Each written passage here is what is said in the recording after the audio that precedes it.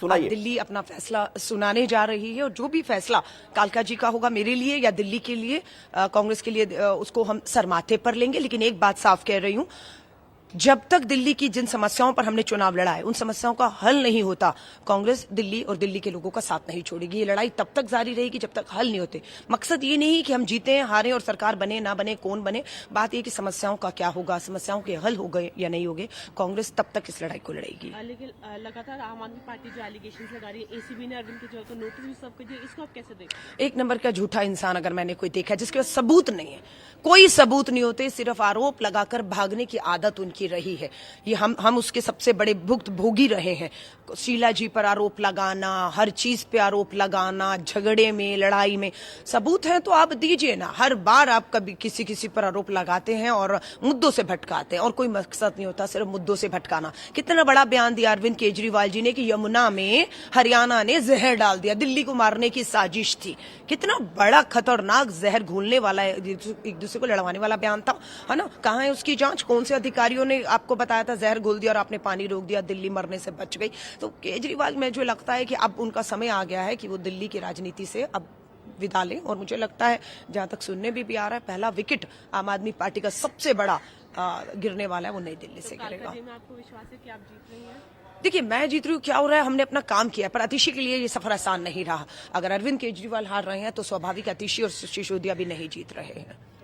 अलका लामा को आप सुन रहे थे, वो कह रही है कि अरविंद केजरीवाल भी हार रहे हैं, आतिशी मार्लेना भी हार रही है और सिसोदिया भी हार रहे हैं। कालका जी सीट से आपको बता दें कि अलका लामा कांग्रेस के उम्मीदवार हैं, यहां से बीजेपी के उम्मीदवार हैं रमेश बिदूड़ी और आम आदमी पार्टी के उम्मीदवार हैं दिल्ली की मौजूदा मुख्यमंत्री आतिशी सिंह।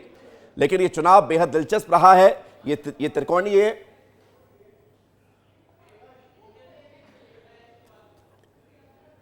देखा, चाहे लोकसभा हो, चाहे हरियाणा के चुनाव हो, चाहे महाराष्ट्र के चुनाव हो, हर जगह डेटा में प्रॉब्लम निकल रही है, हर जगह डेटा अपलोड नहीं हुआ। हमने अपनी भी एक साइट बनाई थी बकायदा, जिसमें जो भी फॉर्म 17C हमने कलेक्ट किया वो सारे हमने जरूर अपलोड कर दिए थे।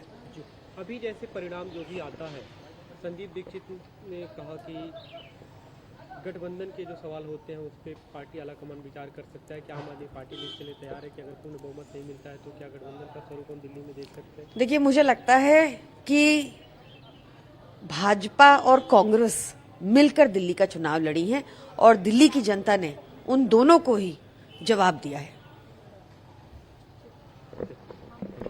तो आम आदमी पार्टी के नेता को आप सुन रहे थे, उनका यह दावा है कि बीजेपी और कांग्रेस ने मिलकर चुनाव लड़ा है। उधर आपने कांग्रेस की उम्मीदवार अलका लामा को भी सुना, जो ये कह रही थी कि जीते हारे से फर्क नहीं पड़ता है, जो हमारे मुद्दे हैं उन पर क्या होता है। तो कांग्रेस बहुत ज्यादा आशान्वित नजर नहीं आ रही है सरकार बनाने को लेकर, लेकिन यह बात जरूर है कि दिल्ली में मुख्य लड़ाई बीजेपी और आम आदमी पार्टी के बीच में है। लेकिन इन सबके बीच चुनाव नतीजे आने शुरू हो, रुझान आने शुरू हो, लेकिन उससे पहले प्रतिक्रिया जो आ चुकी है वो हम आपको सुना देते, जल्दी से देखिए।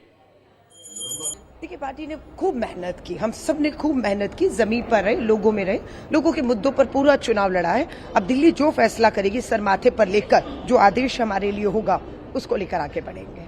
भारतीय जनता पार्टी न सिर्फ मोती नगर के अंदर बल्कि पूरी दिल्ली के अंदर परचम लहराने जा रही है।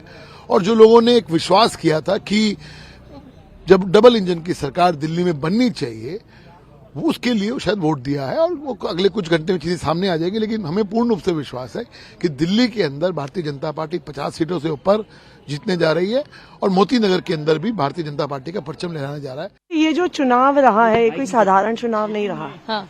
ये एक अच्छाई और बुराई की लड़ाई रही है, ये काम और गुंडागर्दी की लड़ाई रही है। और मुझे पूरा भरोसा है कि कालका जी के लोग और पूरी दिल्ली के लोग अच्छाई के साथ खड़े होंगे, काम के साथ खड़े होंगे, आम आदमी पार्टी और अरविंद केजरीवाल जी के साथ खड़े होंगे। देखिए, किसी तरीके से आम आदमी पार्टी की सरकार को हटाने की कोशिश इस बार हर स्तर पे की गई है, चाहे ईडी, सीबीआई, इनकम टैक्स हो, चाहे इलेक्शन कमीशन हो, चाहे पुलिस हो। तमाम शक्तियां जो हैं इस बार आम आदमी पार्टी के खिलाफ इस्तेमाल हुई हैं, मगर जनता का आशीर्वाद आम आदमी पार्टी के साथ है। और मेरा मानना ये है कि तमाम प्रयासों के बावजूद जनता चौथी बार अरविंद केजरीवाल जी को मुख्यमंत्री बनाने जा रही है।